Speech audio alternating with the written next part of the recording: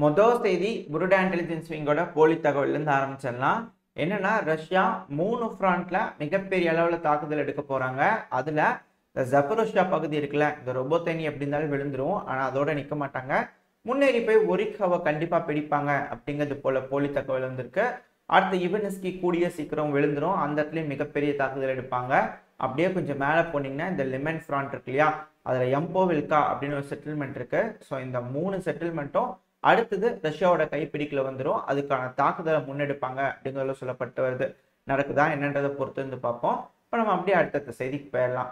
ரஷ்யாவோட முன்னாள் helicopter கேப்டனான Maxim குஷ்மினாவ் அவர்கள் இந்த ஹெலிகாப்டர் வந்து ரஷ்யாவோட M8 ஹெலிகாப்டர் அப்படியே அலேக்கா தூக்கிட்டு வந்து உக்ரைன்ல டெலிவரி பண்ணியிருந்தாரு காசு வாங்கிட்டு அப்படிங்கிற குற்றச்சாட்டுகள்லாம் வந்துட்டு இருந்தது. இவரை உக்ரைன் வந்து பத்திரமா கொண்டு போய் ஸ்பெயின்ல வச்சிருந்தாங்க. இவர் வந்து பாத்தீங்கன்னா யாரும் மர்மமான முறையில 5 தடவை சுட்டு கொண்டிருக்கிறாங்க அப்படிங்கிறத சொல்லப்பட்டு வருது. அதாவது பிப்ரவரி 19ஆம் தேதி இது போல செய்திகள் வந்திருக்கு. இது போல மர்மமான முறையில இறந்திருக்காங்கன்னு சொல்லிட்டு. இதுக்கு காரணம் யாரு அப்படின்னு கேட்கும்போது ரஷ்யா வந்து என்ன சொல்றாங்கன்னா இதுக்கு காரணம் உக்ரைனோட இன்டெலிஜென்ஸ் சர்வீஸ் தான் அப்படிங்கிறதோட குற்றச்சாட்டு இருக்கிறாங்க. ஆனா உக்ரைன் என்ன சொல்றாங்கன்னா இதுக்கு பின்னாடி யார் இருப்பாங்கன்னு உலகத்துக்கே தெரியும் அப்படிங்கிறதோட உக்ரைன் தரப்புல இருந்து குற்றச்சாட்டு வைக்கிறாங்க. மாறி மாறி குற்றச்சாட்டுகள் சொல்லிக்கிறாங்க. பட் ஆனா நம்மளுக்கு சில விஷயங்கள் வச்சு பார்க்கும்போது இது யார் இதுக்கு பின்னாடி இருப்பா அப்படிங்கிறது தெரிய வரும். ஏன்னா ரஷ்ய அதிபரான விளாடிமிர் புட்டின் அவர்கள் சொல்லியிருப்பாரு இல்லையா, துரோகம் அதை நான் மன்னிக்கவே மாட்டேன் அப்படிங்கிறது போல இருக்கலாம் அப்படின்றது போல என்னோட ஒரு தனிப்பட்ட கருத்தா இருக்கு. நீங்க என்ன நினைக்கிறீங்க அப்படிங்கிறத மறக்காம கமெண்ட் செக்ஷன்ல சொல்லிடுங்க. அடுத்தது இந்த முனிச் செக்யூரிட்டி கவுன்சில்ல நடந்திருக்கு. உக்ரைன் பயங்கரமா அலறி இருக்காங்க அப்படிங்கிறதுல மாற்று கருத்துல டிமிட்ரி குலேபா அவர்கள்லாம் வந்து பாத்தீங்கன்னா உக்ரைனோட ஃபாரின் மினிஸ்டர் பல நாட்டு தலைவர்கிட்டலாம் பேசிட்டாங்க. அதுவும் குறிப்பா சீனாவோட ஃபாரின் மினிஸ்டர் கிட்டலாம் பேசியிருந்தாங்க. அதுவும் இது போல லீத்தல் வெப்பன்லாம் கொடுக்காதீங்க அப்படிங்கிறத சொல்லியிருந்தாங்க. இப்போ சீனா வந்து என்னன்னா கண்டனம் தெரிவிச்சுட்டு இருக்காங்க. ஏங்க மேற்குலக நாடுகளே உக்ரைனில் நடக்கிற அநியாயத்தை நிறுத்துங்க அப்படிங்கிறத அவங்க தரப்புன்னு சொல்லிட்டு இருக்கிறாங்க. பட் அதெல்லாம் ஓகே. பட் ஆனால் இப்போ அமெரிக்கா என்ன செய்யறாங்க அப்படின்னா இந்த ATACMS மிசைலை திரும்ப உக்ரைனுக்கு கொடுக்கலாமா அப்படிங்கிறதோட யோசிச்சுட்டு இருக்காங்களாமா. ஏன்னா லாங் ரேஞ்ச் மிசைல்ங்கிறது இதுக்கு மேலே உக்ரைனுக்கு ரொம்ப அதிகமாக தேவைப்படும். ஒரு வேளை டெனிப்பர் ரிவர் வரைக்கும் ஃபுல் ஃபிளஜ்டு அழுத்திடலாம் அப்படின்றது போல முன்னேறி வந்துட்டாங்க அப்படின்னா உக்ரைனுக்கு கண்டிப்பாக லாங் ரேஞ்ச் மிசைல் இருந்தால் தான் ஏதாவது செய்ய முடியும். அப்படின்னா ஒன்றும் செய்ய முடியாது. உக்ரைன் இதைத்தான் ரொம்ப நாளாக கேட்டுக்கிறாங்க. காயலாங்கடைக்கு போகிற ஆயுதம் மட்டும் இல்லாமல் கொஞ்சம் நல்ல நல்ல வெப்பங்கள்லாம் கொடுங்க இது போல அப்படிங்கிறது போல இருக்கு. ஏன்னா இந்த ATACMS ரகசியமாக கொடுத்து சமீபத்தில் இந்த ஹெலிகாப்டர்லாம் தாக்கி அழிச்சிருந்தாங்க இல்லையா. ஏன்னா அந்த ஹெலிகாப்டர்ஸ் தான் அதிகமான சேதத்தை இந்த உக்ரைனில் ஏற்படுத்திட்டு இருந்தது. அதனால அந்த ஹெலிகாப்டர்லாம் தாக்கி அழிச்சிருந்தாங்க. அதாங்க அலிகேட்டர் அதெல்லாம் தாக்கி அழிச்சிருந்தாங்க. திரும்பவும் இது போல ATACMS உக்ரைனுக்கு கொடுத்தாங்கன்னா மிகப்பெரிய சேதத்தை ரஷ்யாவுக்கு ஏற்படுத்துவாங்க அப்படிங்கிறத சொல்லப்பட்டு வருது. கொடுப்பாங்களா என்ன அப்படிங்கிறது தெரியல, பொறுத்து இருந்து பார்ப்போம். அடுத்தது ரஷ்யாவோட இந்த ஏர் சூப்பர் மெர்சி இப்பதான் வர ஆரம்பிச்சிருக்கு. ஏன்னா இத்தனை நாள் எல்லாரும் கேட்டிருந்தாங்களா ரஷ்யா கிட்ட ஏர்ஃபோர்ஸ் இருக்கா, உண்மையாலுமே வச்சிருக்கிறாங்களா, எங்கப்பா காணோம், ஒரு விமானம் கூட பறக்க மாட்டேங்குது அப்படிங்கிறது போல எல்லாம் கேட்டிருந்தாங்க. பட் அதுக்கான பதிலடியும் இந்த ஆர்டிக்கலை காமிச்சிருக்காங்க. பல விமானங்களை களமிறக்கி விட்டு அதிகமான தாக்குதல் ஏர் ரைட் நடத்துனதுனால தான் ரஷ்யானால இவ்வளோ வேகமாக முன்னேற முடியுது அப்படிங்கிறது போல இன்ஸ்டிடியூட் ஆஃப் ஸ்டடி ஆஃப் தரப்புல தான் சொல்லியிருந்தாங்க.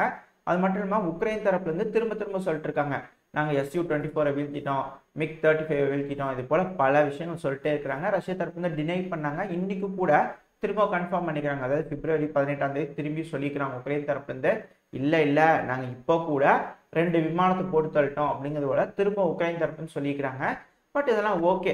ஆனால் பிப்ரவரி 7ஆம் தேதி ஒரு அட்டாக் நடக்குது. அந்த அட்டாக்ல ரஷ்யா இந்த ஏர் ரைட் தான் பண்ணிக்கிறாங்க. அதாவது ஏர்லேருந்து லான்ச் பண்ணக்கூடிய ஒரு க்ரூஸ் மிசைல் லான்ச் பண்ணிக்கிறாங்க. அந்த க்ரூஸ் மிசைல் பார்த்தீங்கன்னா KH-69 அப்படிங்கிறதுல சொல்லப்பட்டு வருது. இதில் என்னப்பா ஸ்பெஷாலிட்டி இருக்கு அப்படிங்கிறதுல கேட்டிங்கன்னா இந்த KH-69 லான்ச் பண்ணிக்கிறாங்கன்னு சொன்னது மட்டும்தான் இருந்ததே தவிர பட் அதுக்கான ஆதாரங்கள் அப்படிங்கிறது போல எதுவுமே இல்லை. பட் ஆனால் இப்போ உக்ரைன் அந்த KH-69 உதிரி பாகங்கள் எடுத்து காமிச்சிருக்காங்க. இதை பார்க்கும்போது ஒரு விஷயம் தெளிவாக தெரியுது. ஓகே, இது போல மிசைலை ரஷ்யா பயன்படுத்திட்டாங்க உக்ரைனுக்குள்ள அப்படின்னு. இந்த க்ரூஸ் மிசைலை வந்து பார்த்தீங்கன்னா ஸ்டெல்த் க்ரூஸ் மிசைல் அப்படிங்கிறதுல சொல்லப்பட்டு வருது. இது ஒரு மணி நேரத்துக்கு 700லேருந்து 1000 கிலோமீட்டர் வேகத்தில் போக முடியும் அப்படிங்கிறதுல சொல்லப்பட்டு வருது. இதெல்லாம் ஓகே, மிசைல்னாலே தெரியும் அது எந்த அளவுக்கு பர்ஃபார்ம் ஆகுதுன்னு. ஆனால் இந்த மிசைலை ஒன் அண்ட் ஒன்லி ரஷ்யா கிட்ட இருக்கக்கூடிய Su-57 தான் முடியும் அப்படிங்கிறது போல ஏவ முடியும் அப்படிங்கிறது போல உக்ரைன் தரப்புல இருந்து குற்றச்சாட்டு வச்சுட்டு இருந்தாங்க. இது ஒரு வதந்தியாவே பரவிட்டு இருந்து ரஷ்யா அந்த நெக்ஸ்ட் ஜெனரேஷன் அந்த 5th generation fighter aircraft stealth twin engine இருக்கக்கூடிய ஏர்கிராஃப்டை பயன்படுத்திட்டாங்களா, டெஸ்ட் பண்ணிட்டாங்களா உக்ரைன்ல அப்படிங்கிறது போல. ஏன்னா ரஷ்யாவும் பேட்டில் ப்ரூவன் அப்படின்னு ஒரு ஸ்டாம்ப் அடிச்சுக்கலாம் இல்லையா, அது போல ஸ்டாம்ப் அடிச்சுக்குவாங்களா அப்படிங்கிறது போல பரவாயில்ல இருந்துச்சு. இப்போ வந்து பார்த்தீங்கன்னா சமீபத்தில் ரஷ்யாவோட டிஃபென்ஸ் மினிஸ்ட்ரி கிட்ட இருந்து எப்பவும் போல இது போல ஒரு விஷயம் நடந்து முடிஞ்சுன்னா ஒரு வாரத்துக்கு ஒரு தடவை மாசத்துக்கு ஒரு தடவை ரஷ்யாவோட டிஃபென்ஸ் மினிஸ்ட்ரி தரப்புலேருந்து வீடியோ பதிவோட ஒருத்தர் நின்று வந்து எக்ஸ்பிளைன் பண்ணிட்டு இருப்பாரு. ரெகுலராக பண்ணிட்டு இருக்கக்கூடிய வேலை தான். அதில் நீங்களே என்னப்பா வந்து பரவறீங்க அங்கே பார்த்துக்குங்க, Su-57 தான் இப்படி தான் அந்த ராக்கெட் லான்ச் பண்ணிச்சு பார்த்துட்டிங்களா சந்தோஷமா அப்படிங்கிறது போல பின்னாடி ஓட விட்டு காமிச்சிருந்தாங்க. இதுலேருந்து தெளிவாக தெரிஞ்சிருச்சு ரஷ்யா அவங்களோட Su-57 பயன்படுத்திட்டாங்க இந்த போரில் அப்படிங்கிறது போல. இதுக்கு மேலே தொடர்ந்து இது போல ஏர் சூப்பர் மர்சி ரஷ்யா யூஸ் பண்ண ஆரம்பிச்சிருவாங்க. இது போல விமானங்களை தாக்கலிச்சிட்டோம் அப்படின்னு உக்ரைன் தரப்புல சொன்னாலும் இந்த விமானம் வந்திருக்கு அப்படிங்கிறதே அந்த மிசைல வந்ததுக்கு அப்புறம் தான் தெரிஞ்சிருக்கு. அப்படின்னா ரஷ்யாவோட ஸ்டெல்த் விமானம் நல்லாவே பர்ஃபார்ம் ஆயிருக்கு அப்படிங்கிறது புரிஞ்சுக்க முடியுது. இதுக்கு மேல இந்த ஸ்டெல்த் விமானங்கள் அதிகமா களமிறங்குமா அப்படின்ற கேள்வி வருது. இதை உக்ரைன் எப்படி சமாளிக்க போறாங்க அப்படிங்கிறது ஒரு மிகப்பெரிய கேள்விதான். ஏன்னா அவங்ககிட்ட பேட்ரியாட் ஏர் டிஃபென்ஸ் சிஸ்டம்லாம் இருந்தது, அதோட ரேடார்லயே தெரியலையாப்பா இது போல விமானம் வந்தது அப்படிங்கிறது போல கிரிட்டிசைஸ் பண்ணிட்டு இருக்காங்க ரஷ்யா தரப்பு இருக்கக்கூடிய அனலிஸ்ட்லாம். பட் இருந்தாலும் இது போர் சூழல் என்ன ஏதுன்றதை பொறுத்து இருந்து பார்ப்போம். ரஷ்யாவோட இந்த ஸ்டெல்த் விமானம் சூப்பரா வேலை செய்தா என்னன்னு. அப்புறம் சமீப காலமா யூகேவால கொடுக்கப்பட்ட ட்ரோனா இருக்கலாம், இல்ல யூகேவோட ட்ரோன் போலவே இருக்கு இல்லையா, இந்த ஆல்ரெடி நம்ம செய்தியில பார்த்துருப்போம். பன்ஷி ஜெட் 80 அந்த வேரியன்ட் மாதிரியே உக்ரைன் ஒரு வேரியண்ட்டை செஞ்சுக்கிறாங்க. இந்த ட்ரோன் வந்து பாத்தீங்கன்னா சமீபத்தில் அதிகமா வந்து ரஷ்யா மேல தாக்குதல் பண்றதுக்காக யூஸ் பண்ணிருந்தாங்க. இது ஒரு காமிகாசி ட்ரோன் தான். இந்த ட்ரோன் வந்து பாத்தீங்கன்னா இப்போ திரும்பவும் நேத்திக்கு, அதாவது பிப்ரவரி 18 ரஷ்யா எந்த ஒரு டேமேஜுமே இல்லாம அப்படியே ஃபுல் பீஸா இந்த ட்ரோனை மீட் எடுத்துக்கிறாங்க. அதுவும் எலக்ட்ரானிக் வார்ஃபேரை யூஸ் பண்ணி அப்படிங்கிறத சொல்லப்பட்டு வருது. இதுக்கப்புறம் இந்த ட்ரோன் ஒரு கம்ப்ளீட் ஃபெயிலியர் அப்படிங்கிறத சொல்றாங்க. அப்போ யூகேவோட பன்ஷி T-80 வந்து ஜெட் 80 வந்து கம்ப்ளீட் ஃபெயிலியரா அப்படின்னு கேட்க தோணுது.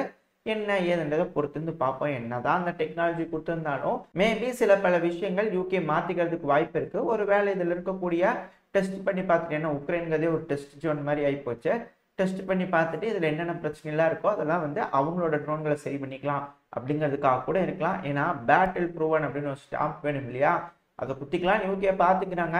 ஏன்னா ஈரான் ஒரு ட்ரோனு, ரஷ்யாவோட அந்த லான்சர் ட்ரோன் இதெல்லாம் பிரபலமாக இருக்கு. இப்படி இருக்கும்போது யூகேவோட ட்ரோனும் ஒரு பிரபலமான ட்ரோனா மாறுமா அப்படின்னு ஒரு முயற்சியில் இறங்கி இருக்கிறாங்க. அது வீணா போச்சு அப்படிங்கிறதுல சொல்லப்பட்டு வருது. இதுக்கப்புறம் உக்ரைன் புது வெரைட்டி ஆஃப் ட்ரோனை களமிறக்குவாங்க அப்படிங்கிறதுல சொல்லப்பட்டு வருது. அப்படின்றத பொறுத்து வந்து பார்ப்போம். இதோட இந்த பதிவு நான் முடிச்சுக்குவோம். இந்த பதிவு எப்படி இருக்கு, உங்களுக்கு பிடிச்சிருக்கா, பிடிச்சுன்னா லைக் பண்ணுங்க, ஃப்ரெண்ட்ஸ் அண்ட் ஃபேமிலியோட ஷேர் பண்ணிக்கோங்க. அது கூடவே மறக்காம இந்த பதிவு எப்படி இருந்துச்சு அப்படின்ற கருத்துக்களை கமெண்ட் செக்ஷன்ல சொல்லிடுங்க. இந்த பதிவு நல்லா இருந்திருக்குன்ற நம்பிக்கையில அடுத்த பதிவு உங்களை சந்திக்கிறேன். அது வரைக்கும் ஸ்டே சேஃப், பை பை. அப்புறம் மறக்காம சப்ஸ்கிரைபும் பண்ணிடுங்க.